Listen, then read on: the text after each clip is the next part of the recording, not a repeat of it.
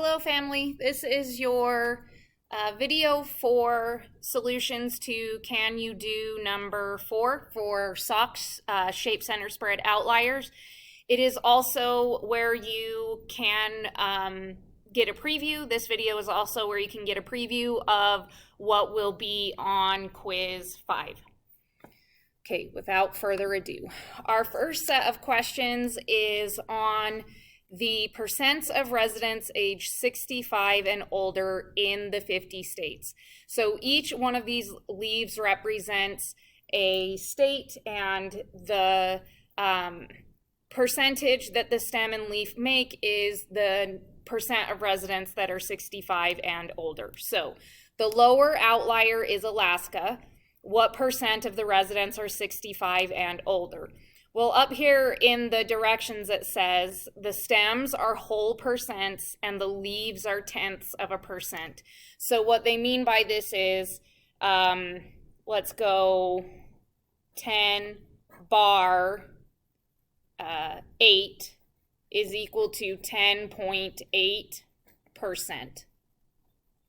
So the lower outlier is going to be 6.8%, or 6.8% of all of the people in Alaska are 65 and older. Ignoring the outlier, what is the shape of the data? I think even with the outlier, you would say that this data is roughly symmetric.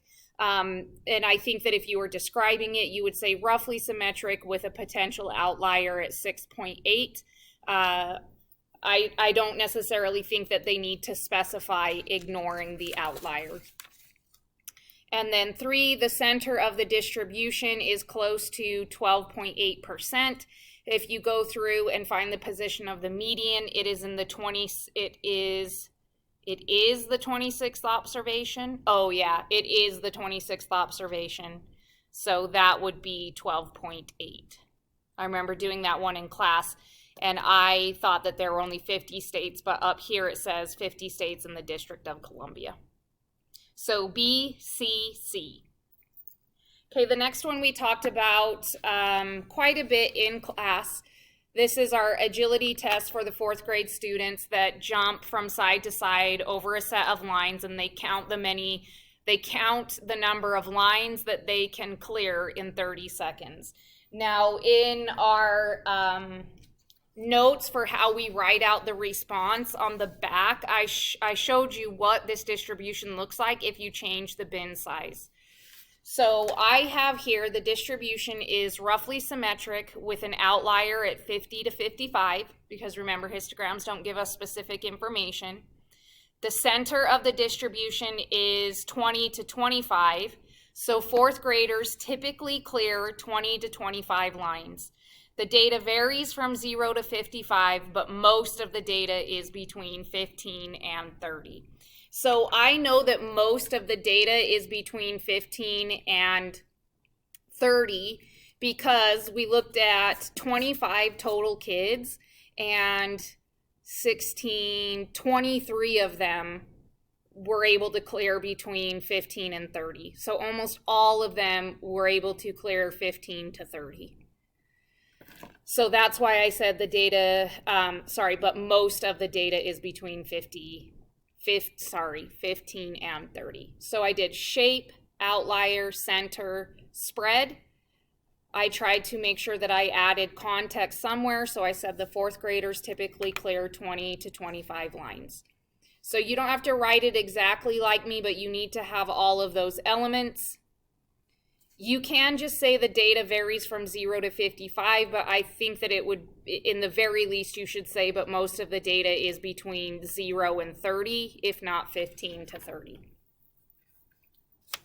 Okay, next up, this is where stuff should get new, and I want to make sure that I don't forget, if you are unsure about the shape of your distribution, use your calculator, or you can use your calculator to check the one variable stat. So this is your first hint for the quiz. On the quiz, you're going to be asked to describe a distribution, and for some of you, it might be challenging to determine, is this distribution slightly skewed or is this distribution approximately symmetric? If you are unsure, what you want to check is the mean and the median. If you have the data values and you can enter them into your calculator, there is a quick way that you can check whether or not the data is roughly symmetric or skewed. So that applies to this caffeine problem. So it did not, well, let's go through them in order. Why split the stems? So that you can see the shape of the data better. And also, if we didn't split the stems, some of your leaves would be going out so long that it's not helpful in that case to look at the data that way. So we split stems ultimately to see the shape of the data better. The key is 2 bar 7 would be something like 27 milligrams of caffeine. It doesn't have to be these numbers. It could be any set of numbers. Describe shape, center, and spread. Are there any outliers? And they want you to check using the official outliers rule whether or not there are outliers in the distribution. So at first I wrote this distribution is roughly symmetric and unimodal. And then I had a couple of people ask me in class, is this bimodal? And I think that that's a more appropriate description, at least the way that it's shown here. So I think that if you want to say bimodal, it's okay for you to say bimodal. I think that maybe I wouldn't say anything. I think that I'm just going to say the distribution is roughly symmetric. And then I'm going to make myself bigger. You would not lose points, and I would not mark you wrong if you said that this distribution is bimodal. I think that that's a completely appropriate conclusion to make. For me personally, I don't know that this peak that you can see behind me is high enough to consider that another mode. I'm just not 100% sure, so I typically don't like to commit unless I'm like super sure. And I'm a little unsure if that is high enough for me to consider it another mode, but I certainly think that concluding that it's bimodal is acceptable, and you stay confident in that and you move forward in that if that's how you see this distribution. Okay, so make myself little. The center of the distribution is 28, so an 8-ounce carbonated beverage typically has about 28 milligrams of caffeine. The caffeine content varies from 15 milligrams to 47 milligrams, and the range is 32 milligrams. There are no outliers in this distribution up here according to the 1.5 times IQR rule. So I was unsure. Not only was I unsure about whether or not it's bimodal, I also was unsure about whether this is symmetric, because if you compare this peak to this peak, I don't know that those line up closely enough to say that this is symmetric. This would be where the fold is. You'd fold it right on this 3, and as you can see, there's a little bit more data on the left-hand side of the 3 than there is to the right-hand side of the 3. So I felt very torn about what I should use for center, because if your distribution is skewed, you should use median instead of mean. So what I decided to do was enter this data into my calculator and run the one variable stats. So I'm going to go in and I'm going to double check what list this is in. Sorry, let me turn on my light. So it looks like I put this data in list 2. So I'm going to run the one variable stats on this. I'm going to go stat, edit, just kidding, stat, calc, option 1. I was in list 2. I'm going to run these stats. And what I get is that my mean is 29.7. So over here I have written check calc. So my mean is 29.7, and my median, I got that it was 28. I can double check that it's 28 by scrolling down at it, and it is. For this example, I personally think that these are close enough that you can say it's roughly symmetric. If these two things are close to each other or equal each other, that means that your data is symmetric. So that goes back to your cardstock. On the cheat sheet side, or on the shortcut side, right here we have, if your data is roughly symmetric, your mean and your median will be equal or close to equal. So that's why I was feeling okay to say the distribution is roughly symmetric, because these two things are so close to each other. If one would have been much bigger than the other, then I would have said that there was skew. So yeah, I'm feeling a little bit bad, like I almost want to restart this video because I feel so torn on the bimodal part of this data set. But that's stats, and I think we kind of have to get used to that uncomfortableness and maybe unsurety that, like, it's, I'm not even sure if unsurety is a word, so that I might have made that word up. But I'm not sure. I'm just not sure if it's bimodal. I'm sorry. So I think that I personally would get full credit if I wrote roughly symmetric. And I don't want to commit to the bimodal, but I don't think that that's wrong. And I know that that's probably an awful thing to tell you guys, because when I was a kid, I wanted it to be like, either it's bimodal or it's not, ma'am. Like, choose one. But I don't know. I don't know. I'm sorry. I think maybe I'm struggling so hard because if we look at this stem compared to this stem, it's not that much higher. But if you look at this set compared to this set, it is clearly, it's like 5 values higher, whereas this one's only like 2 values higher. So yeah, I think maybe I'm leaning more toward not bimodal. I think I'm leaning toward not bimodal and just roughly symmetric. Okay, so 72, I want to, so I'm going to leave this post-it note here. I'm sorry if these solutions are feeling scattered. I'll try to get it together. So if you are feeling unsure, you can always check your one variable stats in your calculator, and specifically what you're looking for is your median and your mean. If you're also struggling with finding quartiles and medians, your calculator is a really great resource for you. And on the quiz, I do not care if you use your calculator or you do it by hand, as long as you can find the values that you need. So if you're unsure about the shape, the easiest thing to check is the mean versus the median. Next up, so we're on the next page now. We are doing number 72.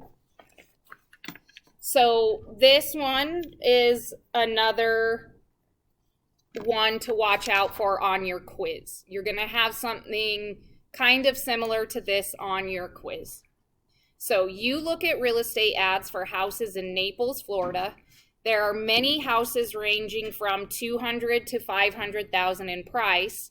The few houses on the water, however, have prices up to $15 million. The distribution of these house prices will be, so without knowing anything about house prices, what they're telling me is, okay, this is $0, this is $100,000, $200,000, $300,000, $400,000, $500,000. They're telling me that many houses are in this range.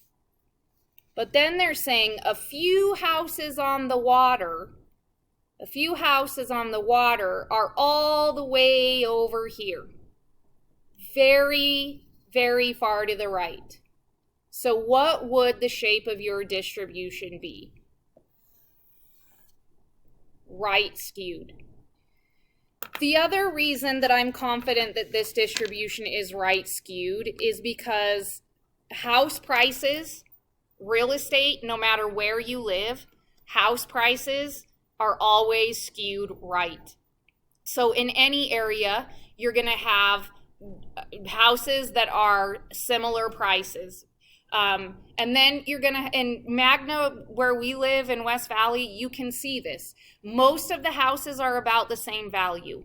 You have some houses that are on the lower end, not as much as in the middle, but some in the lower. Most of them are all about the same price. And then you have a few that sell for tons of money. So most of the houses in our area right now are selling from $250,000 to, I would say, $450,000, $250,000 to $450,000. Now you can find houses, especially over here by Cypress, that are lower than that, lower than $250,000. And then you can find houses like by the post office, by the Dinosaur, by, I don't know if that's a Holiday or a Sinclair, but down over by the post office, there are houses down that road that are closer to $1 million. So anywhere you go, no matter what state you live in, house prices and property value is right skewed. There are going to be lots of houses that are worth about the same amount, and then there are going to be houses that are way, way on the right-hand side of the graph. It's just like income. Income is right skewed. Most of us make about the same amount of money, but then there are some people that are really, really on the high end. So income and house prices, property values, both of those are right skewed. Both are right skewed. So even without them telling me these prices, 200 to 500, and then a few in the 15 million, I would have gone with right skewed just because I have the background knowledge that house prices and income are right skewed, which takes us into the next question, and also is you may see, there we go, sorry, I was frozen. You may see a question like this on your quiz. So they're telling you that you know the income of some at least 25-year-olds who have a bachelor degree but no higher degree. They give you two numbers. They give you the 48,000 and they give you 60,954. They want to know for these incomes, which one of these is going to be the median and which one of these is going to be the mean. I don't know if that's true, sorry.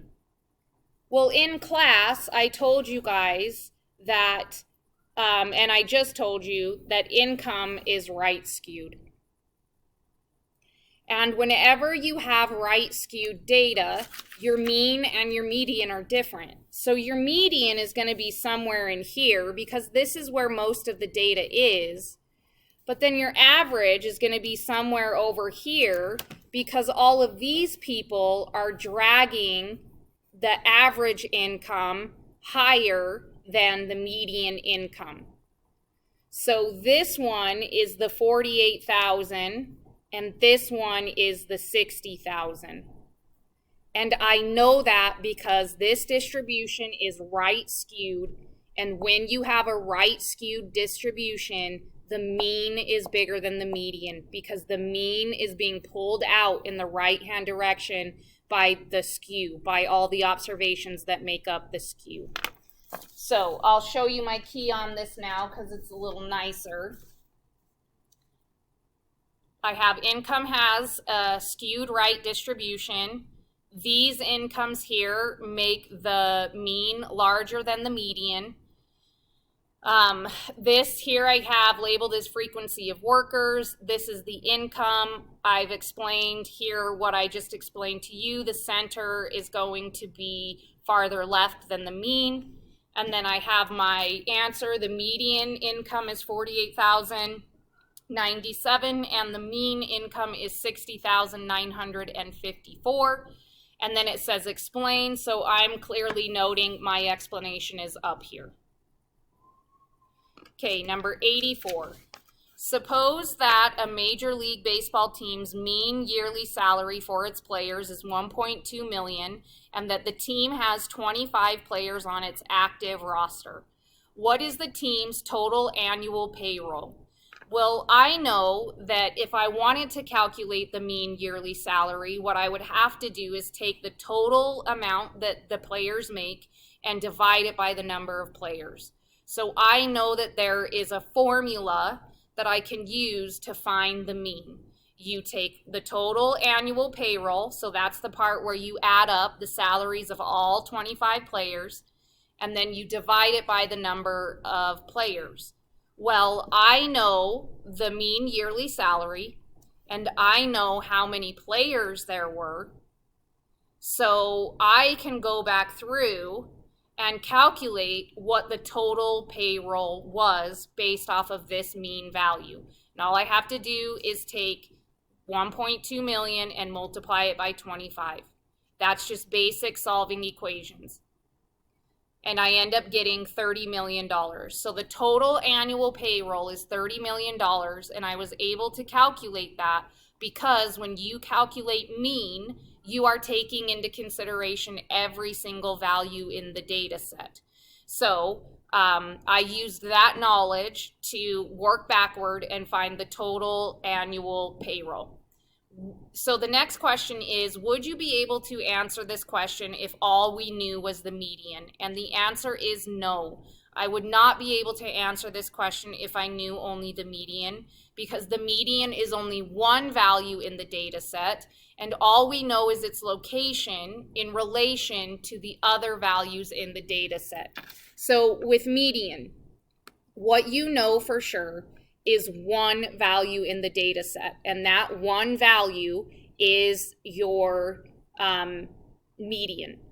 The other thing that you know, and that is about the other data values, is where the median is in relation to those other data values or other observations. That's it.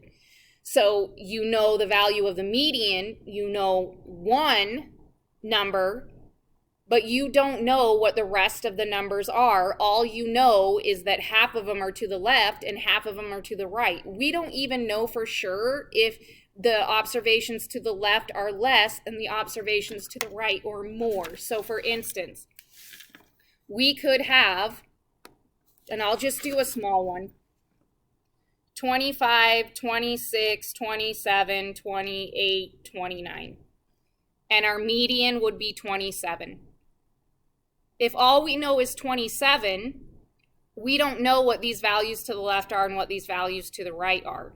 In this case, the values to the left are less and the values to the right are more, but we could have just as easily had a data set like this. All the numbers are 27, and the numbers to the left aren't less than, and the numbers to the right are not greater than. So we have to be careful, and we have to know that the mean is based off of all of the data values.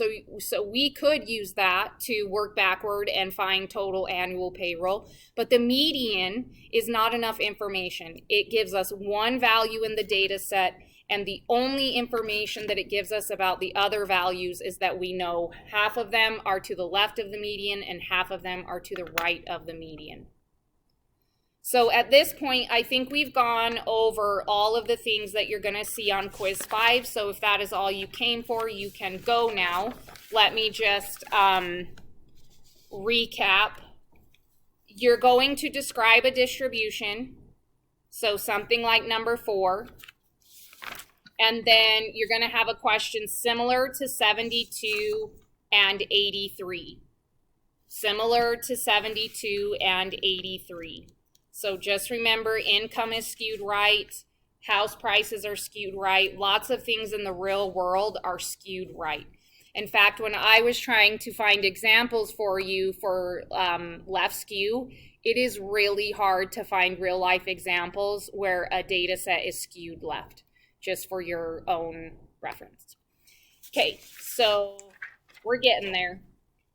Last year, the small accounting firm paid 5 clerks $22,000, 2 junior accountants $50,000, and the firm's owner $270,000.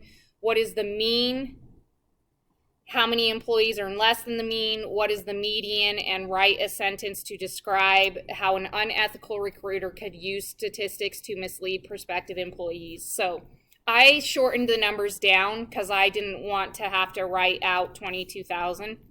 So I just took off 3 of the zeros and found that the median is 22,000 and the mean is 60,000. So what I want you to notice here is that this distribution is definitely right skewed. Your median is way smaller than your mean. Your mean is so much bigger because this CEO or this owner or whoever he is really dragging your average salary up very high when really most people don't even make close to that. So right skewed. This right here, the mean versus the median, tells me it's right skewed. And then my explanation is all but the firm's owner make less than the mean. An unethical recruiter could mislead prospective employees by telling them that the typical salary at the firm is the mean of $60,000. Prospective employees will think that they are going to make more than they really will. Without including the CEO, the average salary is $30,000. Prospective employees will make closer to $30,000, not $60,000. So you definitely didn't need to write out all of that, but that is the essential understanding here. That if all a recruiter reported was the average salary, some of these employees might choose to work for this company thinking that they're going to make a lot more than they're actually going to make. So this, I just want to make sure the problem said how many of the employees earn less than the mean. So all but the firm's owner make less than the mean. So 6 of the 7 make less than the mean. Okay, next up is an actual released AP question. The graph below shows the score of 32 students on a recent exam. Scores on this exam ranged from 64 to 95 points. Describe the distribution. Notice that I wrote ranged is a bad word. Bad word. I'm pretty sure that that's the word the AP board used. Don't use that word. So all I know for sure about this data set is that the minimum is 64 and the maximum is 95. This is like a histogram. If you turn this on its side, what this is telling you is that 2 students scored between 60 and 64. 2 students scored between 65 and 69. 3 students scored between 70 and 74. So this, even though it looks like a stem plot, you would read it like a histogram. You would read this like a histogram. So this says 3 students earned 70 to 74. That's how you would read this. So describe the distribution always refers to SOX, always. The shape of the distribution is skewed left. Skewed left. Notice you have like the stair situation going on. The median is on the upper 8 stem. So the typical score on this exam was between 85 and 89. The scores vary from 64 to 95, and I can use those exact numbers because they gave them to me in the prompt. But most students scored between 75 and 94. So I made a cut in the data right there. There does not appear to be any outliers. So I interpreted this just like a histogram. I don't have specific values, but I do know how many is in each bin. This is a really good problem to see if you understand stems, stem and leaves, especially split stems, and whether or not you understand histograms and the relationship between the two. This guy is just like a histogram. Next up, we have the Cowboys problem. So calculate the mean, 295.4, calculate the median, 293. You could say that there's a slight right skew. I'm not sure that I would say that that's right skewed. Those are pretty close. Suppose the heaviest lineman weighed 341 instead of 321. So you get rid of the 321 and you change it to 341. The mean increases to 298 and the median stays exactly the same. So what this is trying to illustrate to you is that the median is resistant to outliers, but the mean is affected or changed by outliers. By changing one cowboy, changing one football player, it increased your mean by about 5 pounds, 4 pounds. And it changes your distribution to right skewed, because I think 298 and 293 is probably enough to indicate a slight right skew. Find the interquartile range. I got 15 pounds. Determine whether there are any outliers. When they say show your work, what they're specifically referring to is use the 1.5 times IQR rule. Using that, the lower bound is 262.5 pounds. The upper bound is 322.5 pounds. There are no outliers in the data set. The original data set, I guess I should say that. There are no outliers in the original data set, but if the heaviest lineman weighed 341 pounds, then he would be an outlier. This is a really important page. In fact, this whole packet is like really a doozy. And then our last one is another release problem about the students who took a multiple choice test that the questions had to do with economics, economic concepts, basic economic concepts. So this is the original stem and leaf that I made. This is my original stem and leaf. And I was wondering after I graphed it, because I only have 4 stems, I was thinking, do I need to split my stems? So I quickly split my stems over here. And I guess a good rule of thumb would be, if you think that you should split stems, there's no harm in doing it. So I don't think you'd miss points if you didn't split stems, but it may be helpful, and it was quick for me to just hurry and split them. Notice I have my key here. Your key is very important. And then we go through and answer these questions. Use the stem plot from part A to describe the main features of this score distribution. So I personally think that this distribution has a slight right skew with a peak at 1 and a gap from 19 to 33. I decided to just interpret or describe my original. That's why I said I have a peak at 1.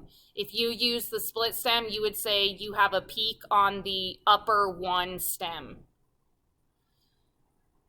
Just to verify that I have a slight right skew, because I then was nervous, because I was like, is it really right skewed? I decided to enter this data set into my calculator as well. So if I go into my list, this is in my list 1. This is my list 1. So I'm going to go to stat, calc, 1 variable stats, and I'm going to change this to list 1. I'm going to run those stats. And what I get is that my average is 22, so really 23, and my median is 18. So right now, I know that my median is correct, and I now know that my mean is 23. And I do think that the mean is large enough to say confidently that there is a slight right skew, if not a full-on right skew. So on this first problem where I introduced it, they were very close, 29.7 and 28.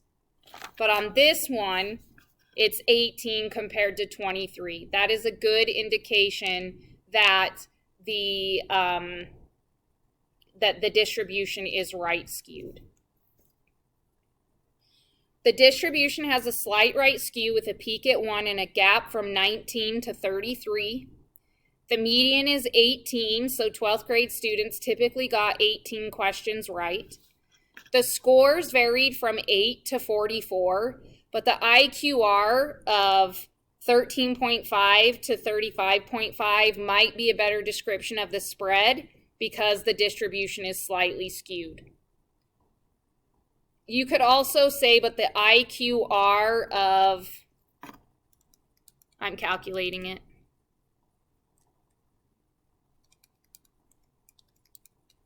IQR is 22. You could just say the scores varied from 8 to 44 or had a range of 36, but the IQR of 22 might be a better description of spread because the distribution is slightly skewed. There does not appear to be any outliers in the distribution. Why would it be misleading to only report a measure of center for this score distribution?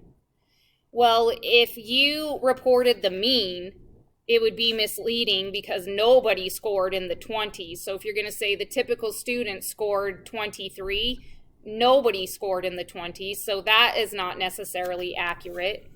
And the median is 18, but what you miss if all you do is report the center is you miss all of the other things in the SOX acronym. So you don't see the shape, you don't see the gap, and you don't see the variation. There is lots of variation in this distribution. The scores range from 8 to 44, and it's only slightly skewed, so the variation is large. It has a large spread. You have a gap, which is significant in the middle of your data set. So if all we report is center, we're really missing the shape of the data, there's a gap in the data, and the spread of the data. So why would it be misleading? Because this distribution has got some interesting things going on here that somebody who's analyzing it might want to know. Specifically, if we're talking about mean, it's misleading because no kids scored in the 20s, so we should definitely not use that as our typical observation. Then lastly, what don't you see if you only know center? What don't you see if you only know center? The slight right skew, the variation, and the gap from 19 to 33. This note that I have here is that I wanted to say spread. The slight right skew, the spread, and the gap from 19 to 33. Whenever you can remember, use the word variation instead. It makes us sound smarter if we use variation instead of spread. So, I thought that was going to be a lot shorter than it was. I apologize. And if you made it through this entire video, excellent job. I'm proud of you. I hope that it was worthwhile. I hope that you feel ready for quiz 5. Quiz 5, like I said, is going to be similar to this problem. You're going to look at a distribution and do SOX, and then just remember what we talked about on income and house prices. Okay, that's it. Love you. Hope that this was worthwhile. I'm sorry that it was so long.